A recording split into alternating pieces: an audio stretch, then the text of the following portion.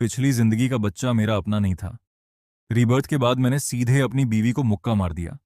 सास सिर्फ 1 सेकंड देर से घर आई। तुम इस आलसी और घर में घुसे हुए दामाद ने उसके चेहरे पर एक जोरदार थप्पड़ जड़ दिया। जोरदार थप्पड़ की आवाज ने अभी अभी घर लौटी पत्नी सुयूथोंग को पूरी तरह डरा दिया। सुयूथोंग होश में आई तो गुस्से से आंखें फाड़कर चीखी। किन फेंक, तुम सर पर चढ़ गए हो क्या? अपनी मां को भी मारने की हिम्मत? वह आगे बढ़कर कमर पर हाथ रखकर तुम्हारी नाक की तरफ उंगली उठाते हुए लड़ने को तैयार खड़ी हो गई। इस कमीनी के चेहरे को पास आते देख तुमने बर्दाश्त नहीं किया। उल्टा एक और थप्पड़ जोर से उसके चेहरे पर जड़ दिया। सुयूथोंग के सिर में तारे दिखने लगे और वह खड़ी भी नहीं हो पाई। रीबर्थ होकर लौटने के बाद तुम सबसे ज्यादा यही करना चाहते थे कि उसे बुरी तरह सबक सिखाओ। पिछली जिंदगी में 20 साल से ज्यादा समय तक हाथों पर रखकर पाला हुआ बेटा और बेटी आखिरकार तुम्हारा अपना खून नहीं निकला। तुम सू यूथोंग पर दाएं बाएं थप्पड़ मारते हुए गरज कर बोले, किसने तुम्हें इतनी हिम्मत दी कि इस तरह मुझसे बात करो? ऊपर छोटी साली सुलिंग ने आवाज सुनकर जल्दी से बाहर देखने आई। सुलिंग ने यह सब देखा तो तुरंत कमरे में जाकर एक मोटी लकड़ी की छड़ी लेकर चिल्लाती हुई नीचे दौड़ी। मेरी मां और बहन को मारने की हिम्मत?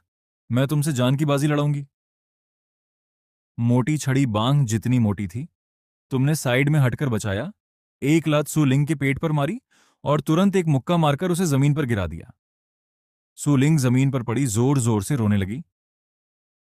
तुम उसके बाल पकड़कर मरे कुत्ते की तरह घसीटते हुए सुयूथोंग के पास फेंक दिया। पास खड़ा बेटा सुशियाओ शिवान डर से सफेद पड़ गया। यह पहली बार था जब उसने तुम्हें इतना क्रूर देखा। सासवांग शिव लियन दर्द से संभलकर लंगड़ाती हुई आंगन में भागी और चीखने लगी, हत्या हो गई, कोई आओ। किन फेंक ने हत्या कर दी। उसकी सुअर की तरह चीखने की आवाज ने पड़ोसियों को चौंका दिया, लेकिन सबने सिर अंदर खींच लिया। किसी ने हिम्मत नहीं की। तुमने छड़ी उठाकर दरवाजे के पास टेक दी और वांग शिउ लियन के नाटक को मजाक में देखने लगे। मुंह पर ठंडी मुस्कान थी। रोज वह पैसे के घमंड में तुम्हें इस घर में घुसे दामाद की तरह तुच्छ समझती थी। वांग शिउ लियन ने काफी देर चिल्लाया, लेकिन किसी ने ध्यान नहीं दिया। वह वहीं खड़ी रह गई। उसका पूरा प्लान फेल हो गया। चिल्ला क्यों रुक गई? तुम हंसते हुए आगे बढ़े और ताने मारे। वांग शियुलियन घबरा गई, गुस्सा दबाते हुए चीखी, मैं तुम्हारी सास हूं, तुम बूढ़ी औरत को मार रहे हो। तुमने बिना कुछ कहे एक लात मारकर उसे घर के अंदर धकेल दिया। सु यूथोंग ने देखा तो रसोई में घुसकर चाकू लेकर आई, आंखें लाल करके चीखी, किन फेंक, आज मैं तुमसे जान की बाजी लड़ाऊंगी। सु यूथोंग बहुत घमंडी थी, लेकिन मुर्गी भी नहीं मार सकती थी। चाकू हाथ में लेकर उसका पूरा शरीर कांप रहा था। वह आगे बढ़ने की हिम्मत नहीं कर पाई। पास खड़ी सुलिंग ने क्रूर नजरों से चाकू छीन लिया और तुम पर वार करने चली। तुम पहले से तैयार थे। एक कदम पीछे हटे, छड़ी से चाकू गिरा दिया और जोर से छड़ी उसके सिर पर मार दी। सुलिंग तुरंत गिर पड़ी। उसके माथे से खून बहने लगा। वांग शियुलियन फिर चीखने लगी। तुमने छड़ी उसके मुंह पर मार दी। चीख तुरंत बंद हो गई। किनफेंक, तुम पागल हो गए हो क्या? इस घर में रहना नहीं है। मैं तुमसे तलाक लेना चाहती हूं, अभी निकल जाओ मेरे घर से। तुम्हारा घर? तुम्हारी मां बेटा नहीं जन्मा सकती थी, इसलिए मुझे घर जमाई बनाया। इस घर में मैं जब तक रहना चाहूं रहूंगा, कोई मुझे निकाल नहीं सकता। तुमने उल्टा सु यूथोंग को फिर थप्पड़ मारा। तू गांव की गंवार। 5 साल का सु शियाओ शिवान दौड़कर तुम्हारी टांग काटने लगा। तुम दर्द से भौंहें चढ़ाकर बिना सोचे उसके चेहरे पर एक थप्पड़ जड़ दिया। सु शियाओ शिवान फूट फूट कर रोने लगा। तुमने पास खड़ी बेटी सु शियाओ यान की तरफ देखा। उसके चेहरे पर शांति थी, लेकिन आंखों में उम्र से ज्यादा क्रूरता छिपी थी। पिछली जिंदगी में अगर यह छोटी कमीनी चुपके चुपके साजिश न करती, तो सिर्फ सु यूथोंग और उसका बेटा तुम्हें चुपचाप सब कुछ छीन नहीं पाते। तुम्हारा कमीना, बच्चों पर गुस्सा उतारना। सु यूथोंग ने बेटे को गोद में ले लिया। वांग शियुलियन भी लंगड़ाती हुई दौड़कर पोते को बचाने लगी। तुम ठंडी मुस्कान के साथ सोचने लगे, अगर मैं पागल न बन जाऊं तो इस जिंदगी में फिर इनके नीचे को चला जाऊंगा। ये दोनों हरामी बच्चे अब अच्छे से सिखाए जाएंगे। 1 हफ्ते में 1 बार, 5 दिन में 1 बार मारो, अपने बच्चे खुद संभालो। वांग शियुलियन ने यह कहकर जल्दी से ऊपर भागकर कमरे का दरवाजा बंद कर लिया। तुमने छड़ी से सुशियाओ शुआन और सुशियाओ यान की तरफ इशारा किया।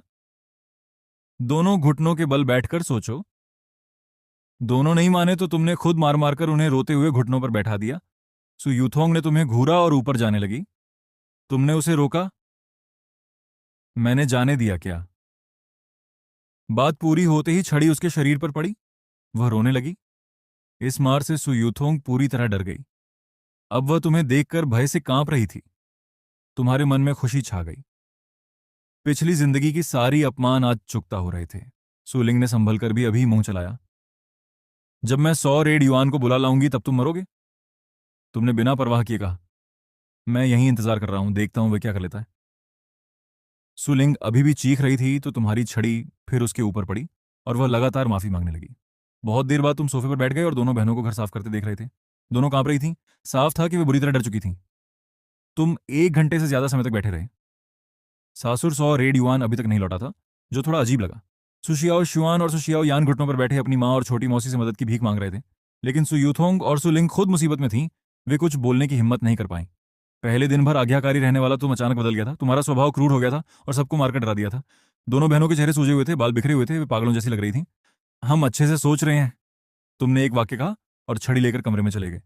मन में काफी गुस्सा निकल गया था। आगे धीरे धीरे इन सबको और सताना था। तुम बिस्तर पर लेट गए और भविष्य की योजना बनाने लगे। रिबत हुआ है तो बदला लेने के अलावा पिछली यादों से बड़ा व्यापारी भी बनना है। पिछली जिंदगी में 100 रेड युआन की मौत के बाद तुमने दिवालिया फैक्ट्री संभाली, मेहनत करके उसे बड़ा किया, लेकिन आखिर में 100 परिवार ने मिलकर तुम्हें सब कुछ छीन लिया। 100 रेड युआन की मौत संदिग्ध थी। तुम्हें शक था कि वांग शियुलियन और उसकी बेटियों ने मिलकर किया, लेकिन सबूत नहीं मिले। बाद में वांग शियुलियन बीमार होकर मरी और तुम्हारा शरीर भी बिगड़ने लगा। मरने से पहले पता चला कि सुयूथोंग ने चुपके से तुम्हें नुकसान पहुंचाने वाली चीज दी थी। इस सब को याद करके तुम्हारा शरीर ठंडा पड़ गया, गुस्सा आसमान छूने लगा। समय के हिसाब से 100 रेड युआन का गैर कानूनी बेटा अभी सिर्फ कुछ महीने का था और अभी उस पर कोई नुकसान नहीं पहुंचाया गया था। पिछली जिंदगी में सुयूथोंग ने खतरा खत्म करने के लिए 100 रेड युआन को भी नहीं बख्शा था। तुम सोच ही रहे थे कि कमरे का दरवाजा खुला और सुयूथोंग एक गिलास दूध लेकर अंदर आई। तुमने बिस्तर के पास रखी लकड़ी की छड़ी को कसकर पकड़ लिया और डांटा। अंदर आने से पहले दरवाजा खटखटाना नहीं आता, बाहर निकल जाओ। सुयूथोंग तुम्हारी नजर से कांप गई, गुस्सा दबाकर बाहर चली गई। बाहर जाकर उसने 2 बार दरवाजा खटखटाया। तुमने ठंडे स्वर में अंदर आने को कहा। पति जी, पहले हमारी गलती थी, गुस्सा शांत कर लो।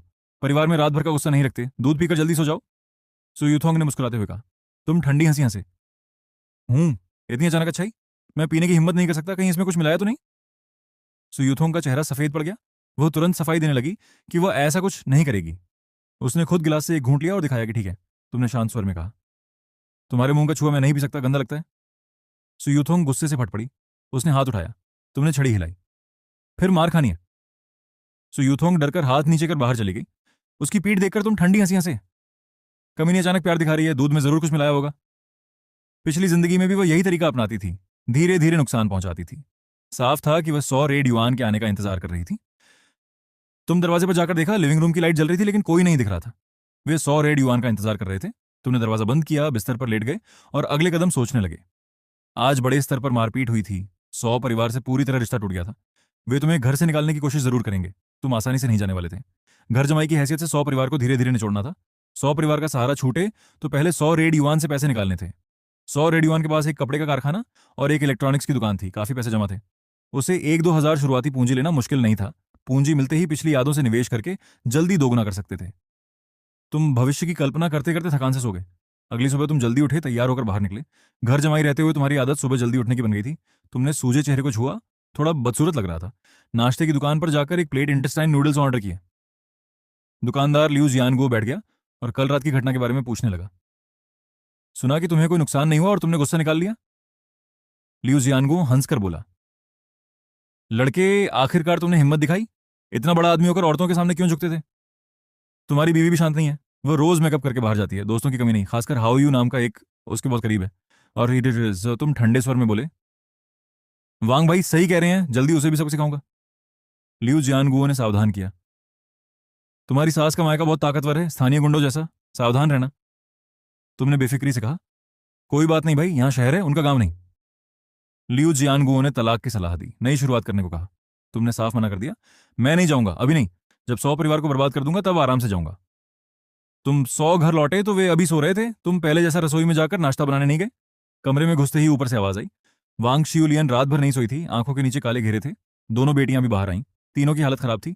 सुलिंग बोली, पापा कल रात से नहीं लौटे। वांग शियुलियन गुस्से से बोली, नहीं लौटा तो क्या हुआ, घर में इतनी बड़ी घटना हुई और वो बेफिक्र है। सुयुथोंग ने उन्हें चुप रहने का इशारा किया। सुलिंग नहीं मानी। डर किस बात का? उसे मारने के लिए दोस्त बुला लेंगे। मैं नहीं मानती कि कोई उसे नहीं संभाल सकता। तुम किसे मारना चाहती हो, फिर वही गंदे दोस्त? 100 रेड युआन अचानक पीछे खड़े हो गए। चेहरा काला पड़ गया था। तीनों ने राहत की सांस ली और पापा पति पुकारा। 100 रेड युआन ने उनकी हालत देखी तो चौंक गए।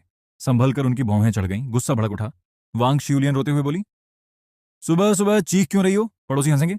100 रेड युआन ने डांटा और सुयूथोंग से पूरी बात पूछी। सुयूथोंग ने रात की घटना बढ़ा चढ़ाकर बताई। तीनों उम्मीद से भरी 100 रेड युआन को नीचे भेजने का इंतजार कर रही थी। 100 रेड युआन का चेहरा और काला पड़ता गया। उसने घड़ी देखी। पहले नाश्ता करो, अस्पताल जाकर घाव दिखाओ। उस लड़के को मैं संभाल लूंगा। सुलिंग साथ चलने को बोली तो 100 रेड युआन ने घूर कर डरा दिया। तुम तीनों बीमार हो, क्या मदद करोगी? मैं अभी बूढ़ा नहीं हुआ। 100 रेड युआन लंबा चौड़ा था, 50 के करीब। खुद को काफी ताकतवर समझता था। घर में उसकी इज्जत थी। तीनों चुपचाप तैयार होकर निकल गईं। ऊपर की सारी बात तुमने साफ सुन ली। मन में ठंडी हंसी आई। आ जाओ, मैं भी तुम्हें सबक सिखाने को तैयार हूं। दरवाजे पर जोरदार खटखटाहट हुई। 100 रेड युआन इतनी जल्दी आ गया, उसे लगा कि वह तुम्हें आसानी से हरा देगा। खटखटाहट रुकी तो 100 रेड युआन ने बाहर से गरज कर कहा, किन फेंक, बाहर निकल। तुमने व्यंग्य किया। सुबह सुबह इतना शोर क्यों, पड़ोसी सुनेंगे तो क्या कहेंगे? ये 100 रेड युआन का अपना वाक्य था, अब तुम उसी को वापस सुना रहे थे। 100 रेड युआन का गुस्सा 7वें आसमान पर चढ़ गया। मैंने कहा दरवाजा खोल, ज्यादा बकवास मत कर। दरवाजा खोला। तुमने 100 रेड युआन का काला चेहरा देखा और बिना कुछ कहे एक जोरदार थप्पड़ उसके चेहरे पर जड़ दिया। थप्पड़ से 100 रेड युआन चौंक गया। वह अविश्वास से तुम्हें देखने लगा। तुम ठंडे स्वर में बोले, बूढ़े, तुम इसी तरह मुझसे बात करते हो? तुम बगावत कर रहे हो। 100 रेड युआन आंखें लाल करके मुक्का मारने चला।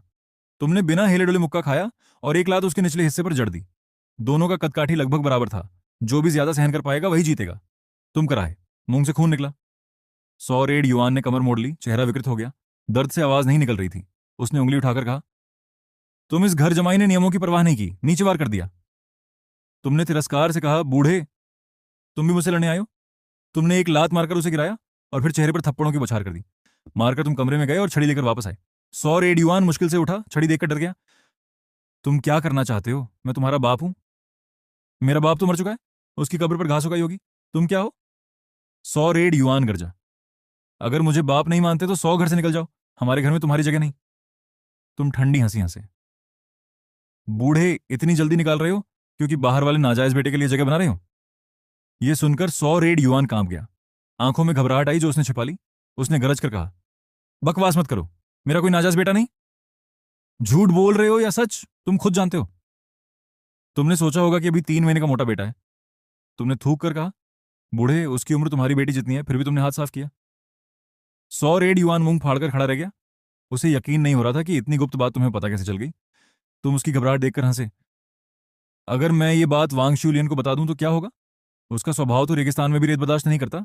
तुम्हारा प्यारा बेटा शायद बच नहीं पाएगा। 100 रेड युआन चुप रहा, सोच विचार किया और अचानक मुस्कुराने लगा। दामाद, सब गलतफहमी है। परिवार में बात करके सुलझा लेते हैं, मारपीट की जरूरत नहीं। तुमने ठंडे स्वर में कहा, मुझसे चिकनी चुपड़ी बातें मत करो, हम परिवार नहीं है। 100 रेड युआन फिर मुस्कुराया। पति पत्नी में रात भर का गुस्सा कहाँ? तुमने छड़ी नीचे रखी और खेलते हुए बोले, मेरा राज छिपाना चाहते हो तो ईमानदारी दिखाओ। 100 रेड युआन ने तुरंत हामी भरी। उसे सबसे ज्यादा डर यही था कि बात बाहर ना निकले। मुझे व्यापार शुरू करना है, शुरुआती पूंजी चाहिए। सिर्फ 1-2 हजार काफी है। 100 रेड युआन चौंक गया। तुम्हारी मांग ज्यादा लगी? उस समय आम आदमी की महीने की सैलरी 300 के आसपास थी। जब वो चुप रहा तो तुम्हारा चेहरा काला पड़ गया। क्या लालच हो गया? 100 रेड युआन ने हाथ हिलाया। नहीं नहीं, कारखाने में माल भेजना है, सारी पूंजी लग गई है। दुकान का पैसा भी नहीं आया। मेरे पास सिर्फ 1,000 से कुछ ज्यादा है। तुमने सोचा, पहले वह पैसा दो, कल तक 2,000 और जुटा लो, वरना मेरे मुंह के बंद रहने की गारंटी नहीं। 100 रेड युआन का चेहरा फड़का। गुस्सा दबाकर हामी भरी। ठीक है, जल्दी जुटा दूंगा। ये राज तुम अपने तक ही रखना। तुमने कहा, मैं 100 परिवार का आदमी नहीं, नदी पार करके पुल तोड़ने वाला हूं। जब पैसा पूरा हो जाए तब एक और राज बताऊंगा। तुमने हाथ हिलाया। अब यहां खड़े मत रहो, निकल जाओ।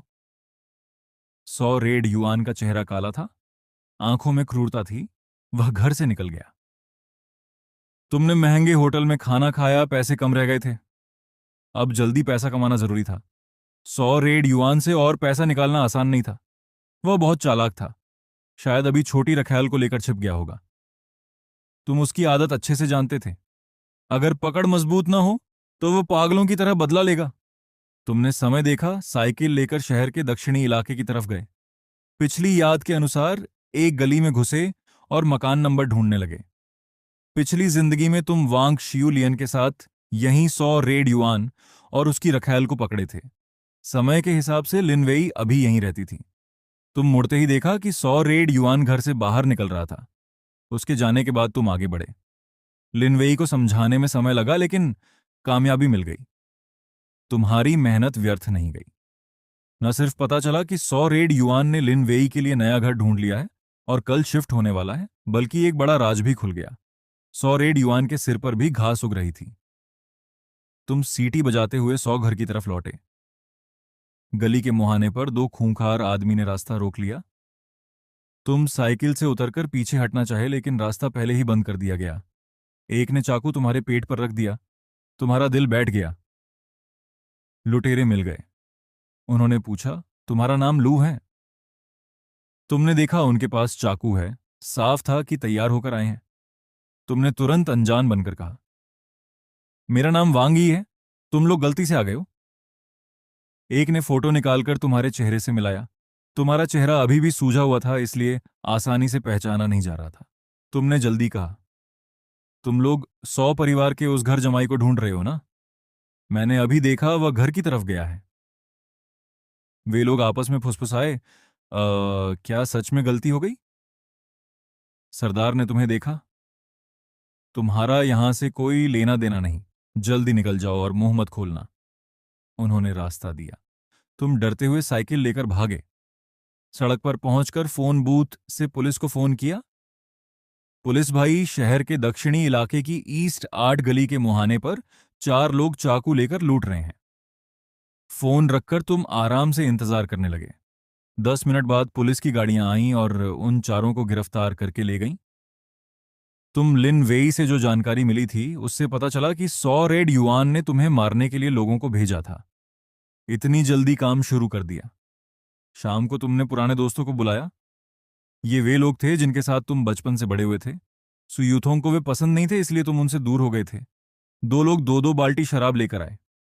मोटा युवक हंसकर बोला, भाई आज तुझे अच्छे से पिलाना है। उसका नाम जो हू था, सब उसे मी लेफो कहते थे। दूसरा दुबला काला छोकरा हाईजून था। तुम तीनों ने शराब पीना शुरू किया। तुमने बताया कि 100 रेड युआन ने लोगों को भेजकर तुम्हें घेरने की कोशिश की। दोनों दोस्त गुस्से से भर गए और तुरंत बदला लेने को तैयार हो गए। तुम तीनों 100 रेड युआन के आने वाले रास्ते पर घात लगाकर बैठ गए।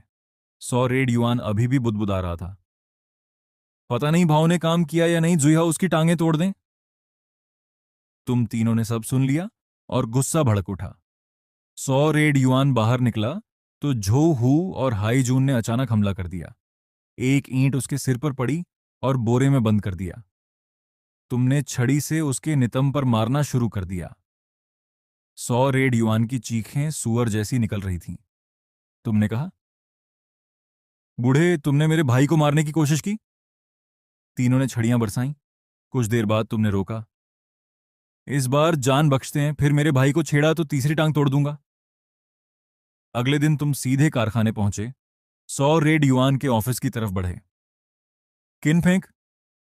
एक तेज आवाज आई। 200 किलो वजन वाली मोटी औरत पीछे हाथ रखकर खड़ी थी। वह फैक्ट्री की सुपरवाइजर हुआंग गुई यिंग थी। वह 100 रेड युआन की आदमी थी और हमेशा तुम्हें ताने मारती थी। तुमने ठंडे स्वर में कहा, मोटी औरत, क्या काम है? हुआंग गुई यिंग का चेहरा काला पड़ गया। वह मोटी कहलाना पसंद नहीं करती थी। किन फेंक, तुमने अभी क्या कहा? दोबारा बोलो, देखती हूं तुम्हारा मुंह कैसे फाड़ती हूं। तुमने तिरस्कार से कहा, मोटी औरत, कान भरे हो गए हैं क्या? मुंह फाड़ने की बात कर रही हो, लगता है नौकरी छोड़नी है। हुआंगुई यिंग अपना मोटा शरीर हिलाती हुई तुम पर झपटी। तुमने एक जोरदार थप्पड़ मारा। वह लड़खड़ाकर गिर पड़ी। पूरा कारखाना स्तब्ध रह गया। हुआंगुई यिंग ने रोते हुए चीखना शुरू किया। तुमने उसे लात मारकर हटाया और सीधे 100 रेड युआन के ऑफिस में घुस गए। बूढ़े, मैं पैसा लेने आया हूं। तुम ऑफिस में घुसे तो मारे मारे स्वर में बोले। बूढ़े, मैं पैसा लेने आया हूं। पीछे हुइंग गुई यिंग ये सब देखकर हैरान रह गई। ये घर जमाई ऑफिस में घुसकर दरवाजा लात से खोल रहा है। ये देखकर उसका दिमाग काम नहीं कर रहा था। 100 रेड युआन सो रहा था, जोर की आवाज से चौंक गया। उसने आंखें मलते हुए गरजा, बाहर निकलो। तेरी मां की। तुमने सामने रखी बोतल लात से उड़ा दी। अपनी आंखें खोलकर देख, मैं कौन हूं। 100 रेड युआन ने तुम्हें पहचाना तो हैरान और गुस्से से भर गया। तुम कारखाने में आने की हिम्मत कैसे कर लेते हो। वह उठा और चारों तरफ हथियार ढूंढने लगा। तुमने देखा उसके चेहरे पर भी पिछले दिनों की मार के निशान थे। चेहरा सूजा हुआ, आंखें काली। मैं तुमसे नहीं डरता। 100 रेड युआन ने बेल्ट निकालकर जोर से झाड़ा। हुआंग गुई यिंग ने तुरंत रोते हुए शिकायत शुरू कर दी। 100 रेड युआन ने उसे बीच में रोका। मैं जानता हूं, बाद में देख लूंगा। हुआंग गुई यिंग ने तुम्हें घूरा, लेकिन 100 रेड युआन के डांटने पर चुपचाप चली गई। 100 रेड युआन ने बेल्ट से वार किया। तुमने बेल्ट पकड़ लिया और मुक्का उसके चेहरे पर जड़ दिया। उसकी नाक टूट गई, खून बहने लगा। तुमने उसे पूरी तरह मार गिराया। जब वह हिलने डुलने लायक नहीं रहा तो तुमने सिगरेट जलाकर उसके चेहरे पर राख झाड़ दी। बूढ़े, तुमने भाव लोगों को मेरे पीछे भेजा था। अब मैंने 15 तारीख कर दी। 100 रेड युआन ने इनकार किया, लेकिन तुमने कहा, मैं लिन वेई के पास गया था, नया पता भी पता है। 100 रेड युआन हार गया। मैं पैसा देता हूं, लेकिन गारंटी दो कि यह आखिरी बार है। बूढ़े, तुम्हारे पास कोई चॉइस नहीं है। 100 रेड युआन ने पैसे निकाल कर रख दिए। तुमने गिने और जेब में रख लिए। तुम जाते समय उसकी किताबों की अलमारी से 2 पैकेट सिगरेट भी उठा लिए। यह मेरा सैलरी अकाउंट है, हर महीने वेतन डलवाना। 100 रेड युआन गुस्से से कांप रहा था, लेकिन मजबूर था। कारखाने से निकलते समय हुइंग गुई यिंग ने तुम्हें घूरा, लेकिन कुछ नहीं बोला। तुमने पैसा बैंक में जमा किया और दोस्तों के साथ खाना खाने गए। शाम को घर लौटे तो 100 घर अंधेरा था। सब बाहर थे। अगली सुबह सुयूथोंग और बच्चे लौटे। सुयूथोंग का चेहरा थका हुआ था। तुम्हें मां के लिए खीर बनानी है, अस्पताल ले जाना है। तुमने ठंडे स्वर में कहा। मैं क्यों बनाऊं, कहीं जहर तो नहीं मिला दोगी। सुयूथोंग ने तलाक की धमकी दी। तुमने दरवाजा बंद कर लिया। वे खुद रसोई में गए, लेकिन सब जल गया। तुम मन में हंस रहे थे। पहले तुम उनके लिए सब करते थे, अब वे खुद परेशान हो रहे थे। तुम अस्पताल गए।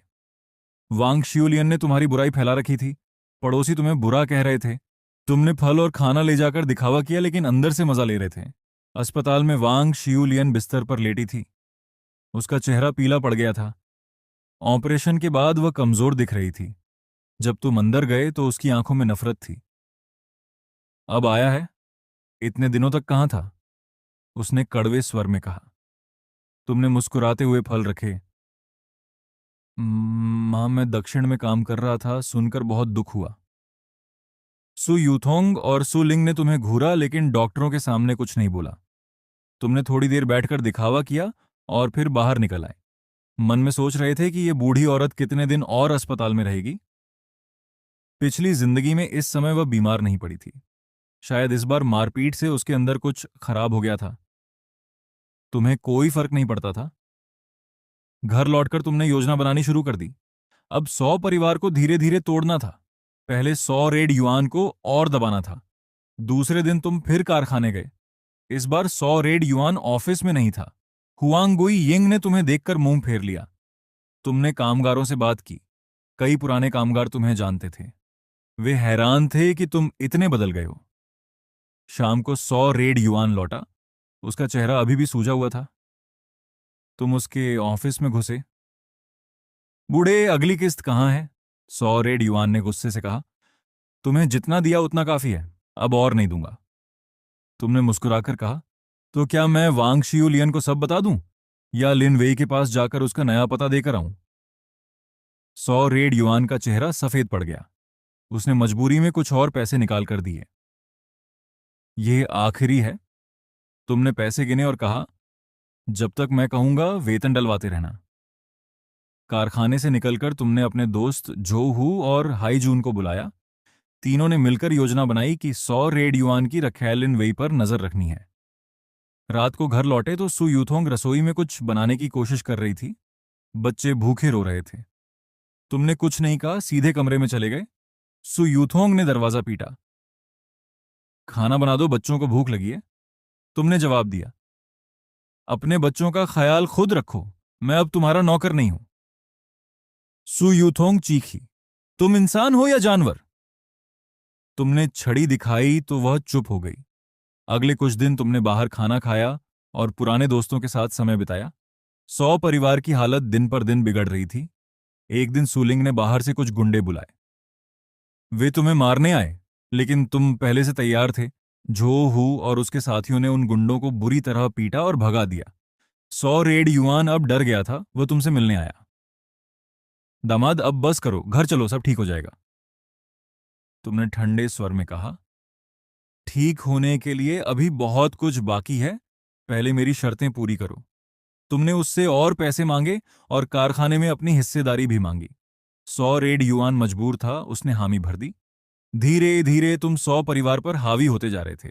सुयुथोंग अब तुमसे डरकर रहती थी। बच्चे भी तुम्हारे सामने आने से कांपते थे। तुम्हारा बदला धीरे धीरे पूरा हो रहा था।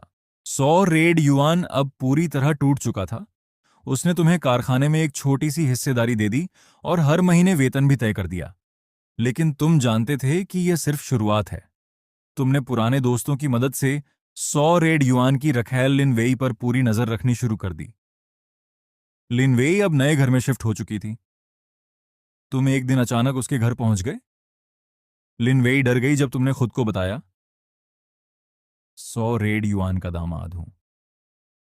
तुमने उसे समझाया कि 100 रेड युआन उसका इस्तेमाल कर रहा है और वांग शिवलियन को सब पता चल गया तो उसकी क्या हालत होगी। लिनवेई डर गई और तुम्हें कुछ और जानकारी दे दी। उससे पता चला कि 100 रेड युआन ने तुम्हें मारने के लिए और भी लोगों को पैसा दिया है। तुमने यह जानकारी अपने दोस्तों को दी और वे लोग उन गुंडों को पहले ही ढूंढकर सबक सिखा चुके थे। घर में माहौल पूरी तरह बदल गया था। सु यूथोंग अब तुम्हारे सामने मुंह भी नहीं खोल पाती थी। सु लिंग भी चुप रहती थी। दोनों बच्चे घुटनों पर बैठकर तुम्हारी आज्ञा का इंतजार करते थे। एक शाम तुम घर लौटे तो देखा कि वांग शियुलियन अस्पताल से छुट्टी लेकर आ गई है। उसका चेहरा अभी भी कमजोर था, लेकिन आंखों में गुस्सा था। वह बोली, तुमने पूरे परिवार को बर्बाद कर दिया है, अब खुश हो? तुमने ठंडी मुस्कान के साथ जवाब दिया, ये तो सिर्फ शुरुआत है माँ। पिछली जिंदगी की सारी तकलीफें अब चुकानी पड़ेंगी। वांग शियुलियन हैरान रह गई। उसे समझ नहीं आया कि तुम क्या कह रहे हो। रात को सुयूथोंग तुम्हारे कमरे में आई। उसके हाथ में फिर दूध का गिलास था। पति जी, पहले जैसा हो जाओ ना। तुमने गिलास फेंक दिया और कहा, अब तुम्हारे किसी जाल में नहीं फंसूंगा। सुयूथोंग रोने लगी। मैंने कभी तुम्हें नुकसान नहीं पहुंचाया। तुम हंसे। पिछली जिंदगी में तुमने जो किया उसका हिसाब अभी बाकी है। अगले दिन तुमने कारखाने में अपनी पोजीशन मजबूत कर ली। कामगार अब तुम्हें मालिक की तरह देखने लगे थे। 100 रेड युआन चुपचाप सब देख रहा था। तुमने फैक्ट्री का कुछ हिस्सा अपने नाम करवाना शुरू कर दिया। 100 रेड युआन विरोध नहीं कर पा रहा था क्योंकि तुम उसके राज जानते थे। धीरे धीरे तुम 100 परिवार की सारी संपत्ति पर कब्जा करने की योजना बना रहे थे। एक रात सुलिंग ने बाहर से कुछ लोगों को बुलाया, लेकिन तुम्हारे दोस्त पहले ही तैयार थे। मारपीट हुई और वे लोग भाग गए। सुलिंग अब पूरी तरह टूट चुकी थी। वह तुमसे माफी मांगने लगी। तुमने कहा, माफी से कुछ नहीं होगा, अब तुम सब मेरे नियम से जीना सीखो। बच्चों को भी तुम कड़ी डिसिप्लिन में रखने लगे थे। सु शियाओ यान की आंखों में अब डर था। तुम रोज नई योजना बना रहे थे। व्यापार बढ़ाने के लिए पिछली यादों का इस्तेमाल कर रहे थे। पहले छोटा निवेश किया और जल्दी ही अच्छा मुनाफा हुआ। 100 परिवार अब तुम्हारे पैरों तले था। बदला पूरा होने वाला। कुछ हफ्ते बाद तुम्हारा व्यापार तेजी से बढ़ने लगा था। पिछली जिंदगी की यादों का फायदा उठाते हुए तुमने नए प्रोडक्ट लॉन्च किए। कारखाने में प्रोडक्शन बढ़ गया और मुनाफा अच्छा आने लगा। 100 रेड युआन अब तुम्हारे सामने कुछ बोलने की हिम्मत नहीं करता था। वह चुपचाप काम देखता रहता था। एक दिन तुम ऑफिस में बैठे थे कि सुयूथोंग आई। उसके चेहरे पर डर था। पति जी, मां की हालत फिर खराब हो गई है, अस्पताल जाना पड़ रहा है। तुमने बिना भाव के कहा, जाओ अपना इलाज करवाओ, मैं नहीं आ रहा। सुयूथोंग रोने लगी। आप पहले इतने अच्छे थे, अब पूरी तरह बदल गए हो। तुम हंसे या मगा बाग, बदलाव तो अच्छा ही है। अब कोई मुझे गुलाम नहीं बना सकता। सुलिंग भी साथ आई। दोनों बहनें अब तुम्हारे सामने सिर झुकाकर खड़ी रहती थीं। तुमने उन्हें चेतावनी दी, अगर फिर कोई गुंडा बुलाने की कोशिश की तो नतीजा बुरा होगा। दोनों ने सिर हिलाया और चुपचाप चली गईं। शाम को जो हू और हाईजून आए। तीनों ने मिलकर शराब पी और भविष्य की योजना बनाई। तुमने उन्हें बताया कि अब 100 परिवार की सारी संपत्ति हथियानी है। दोस्तों ने कहा, भाई, हम तुम्हारे साथ हैं, जो भी काम हो बोलो। तुमने फैक्ट्री में कुछ विश्वसनीय लोगों को अपनी तरफ कर लिया। अब 100 युआन के पास कोई सहारा नहीं बचा था। रात को घर लौटे तो देखा कि बच्चे घुटनों पर बैठे इंतजार कर रहे थे। तुमने उन्हें पढ़ाई के बारे में पूछा। सुशियाओ शिवान डरते हुए जवाब दे रहा था। सु यूथोंग ने खाना लगाया। अब वह खुद रसोई का काम करती थी। पहले तुम सब करते थे, अब उल्टा हो गया था। तुमने खाना खाते हुए कहा, कल से बच्चों को स्कूल के अलावा ट्यूशन भी लगवाना, कोई बहाना नहीं चलेगा। सु यूथोंग ने हामी भरी। धीरे धीरे तुम 100 परिवार को आर्थिक रूप से भी कमजोर कर रहे थे। 100 युआन की दुकान पर भी तुमने नजर रखनी शुरू कर दी। एक हफ्ते बाद 100 युआन तुमसे मिलने आया। दामाद, अब काफी हो गया, घर चलो, सब ठीक कर लेते हैं। तुमने ठंडे स्वर में कहा, ठीक करने के लिए पहले सारी प्रॉपर्टी मेरे नाम करो। 100 युआन ने विरोध किया, लेकिन तुमने लिन वेई का नाम लिया तो वह चुप हो गया। अब तुम 100 परिवार की आर्थिक कमान अपने हाथ में ले चुके थे। 100 युआन ने मजबूरी में कुछ और कागजात साइन कर दिए। अब तुम फैक्ट्री के बड़े हिस्से के मालिक बन चुके थे। 100 युआन का चेहरा पीला पड़ गया था। वह समझ गया था कि अब उसका कुछ नहीं बचा। तुमने उसे चेतावनी दी, अब कोई चालाकी की तो सब राजवांग शियुलियन को बता दूंगा। 100 युआन सिर झुकाकर चला गया। घर में माहौल अब पूरी तरह तुम्हारे कंट्रोल में था। वांग शियुलियन अस्पताल से लौटकर चुपचाप कमरे में रहती थी। वह तुम्हारे सामने आने से भी डरती थी। सु यूथोंग रोज सुबह तुम्हारे लिए चाय लेकर आती। उसकी आंखें हमेशा डरी हुई रहती थीं। पतिजी, कुछ और चाहिए? तुम ठंडे स्वर में जवाब देते, बस अपना काम करो। बच्चे अब स्कूल और घर दोनों जगह तुम्हारे नियम मानते थे। सुशियाओ यान की आंखों में पहले वाली चालाकी खत्म हो गई थी। तुमने अपने व्यापार को और फैलाया, शहर में नई दुकान खोली और पुराने दोस्तों को भी काम पर लगाया। जोहू और हाईजून अब तुम्हारे साथ व्यवसाय में शामिल हो गए थे।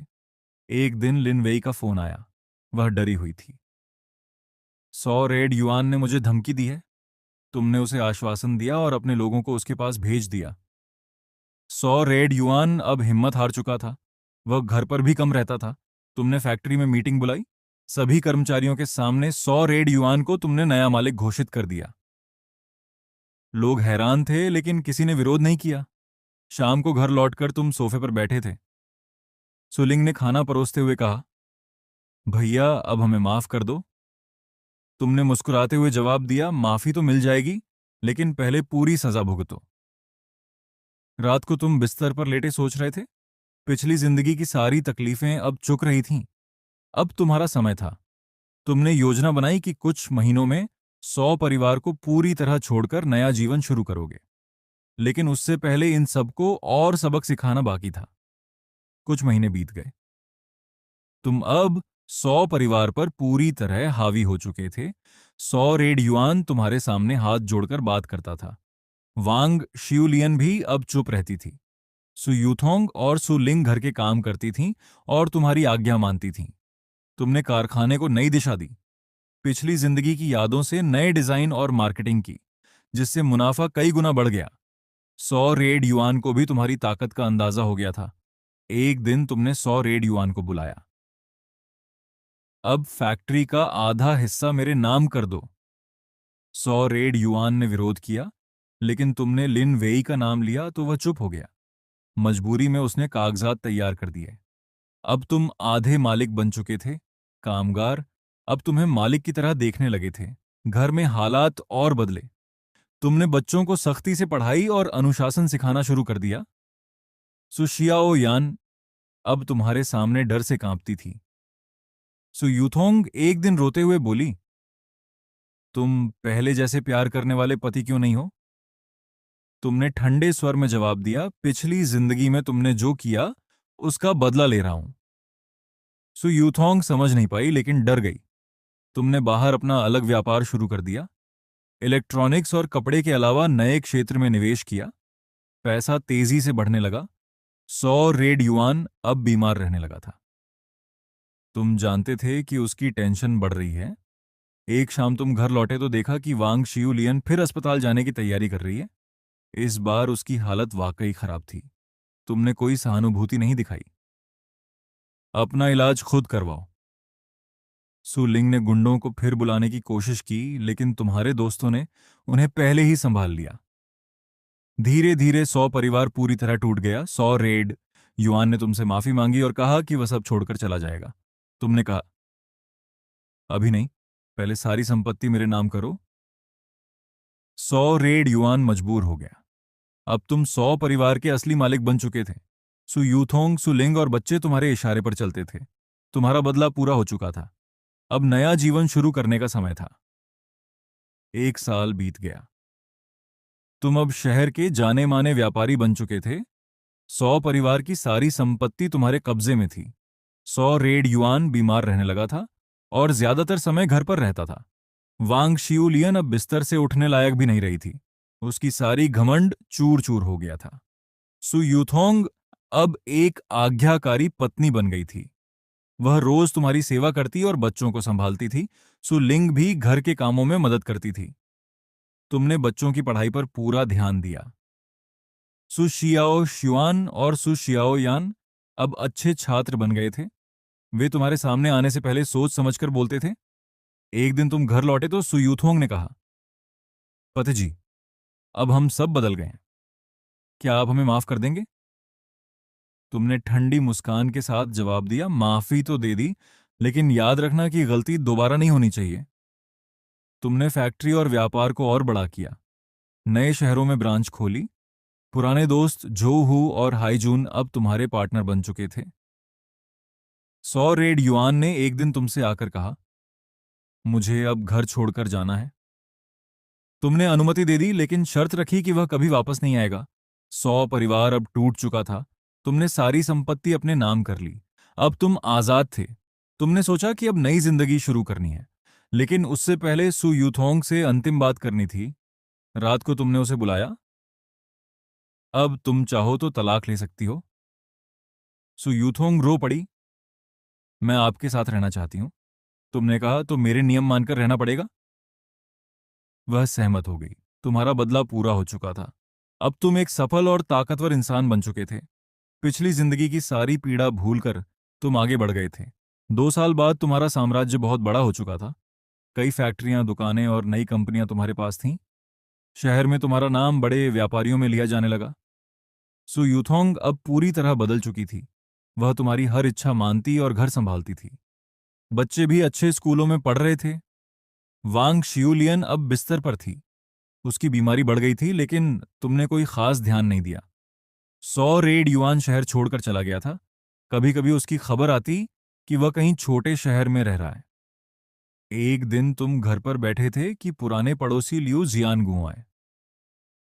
भाई, तुमने तो कमाल कर दिया।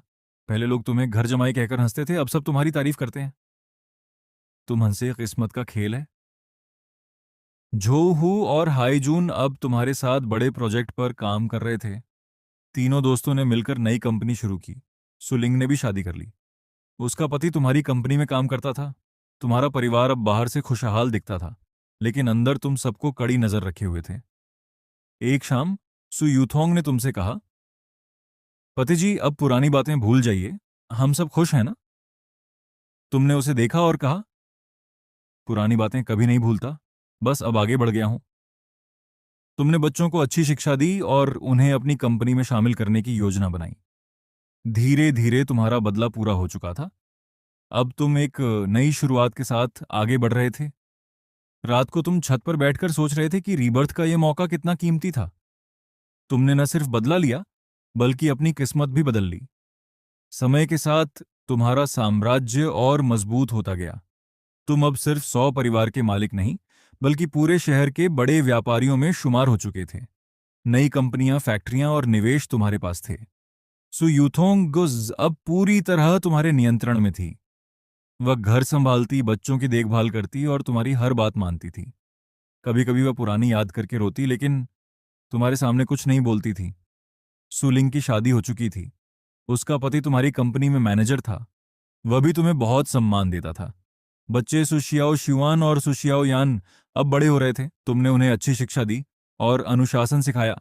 वे अब तुम्हें पिता के रूप में डर के साथ सम्मान देते थे। वांग शियू लियन की हालत दिन प्रतिदिन बिगड़ रही थी। अस्पताल के चक्कर लगते रहते थे।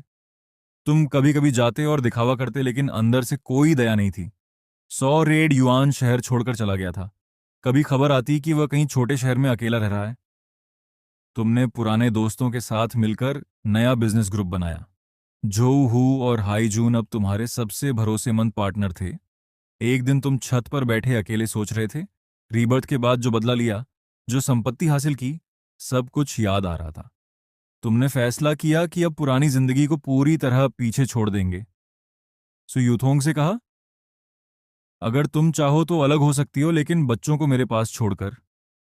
सु यूथोंग ने रोते हुए कहा, मैं आपके साथ ही रहना चाहती हूं। तुमने सहमति दे दी। अब तुम्हारा परिवार बाहर से खुशहाल दिखता था। तुम सफल व्यापारी, अच्छे पिता और मालिक के रूप में जाने जाते थे। पिछली जिंदगी की सारी पीड़ा और अपमान अब सिर्फ याद बनकर रह गए थे। तुम आगे बढ़ चुके थे और नई ऊंचाइयों को छू रहे थे। समय के साथ तुम्हारा साम्राज्य और मजबूत होता गया। तुम अब सिर्फ 100 परिवार के मालिक नहीं, बल्कि पूरे शहर के बड़े व्यापारियों में शुमार हो चुके थे। नई कंपनियां, फैक्ट्रियां और निवेश तुम्हारे पास थे।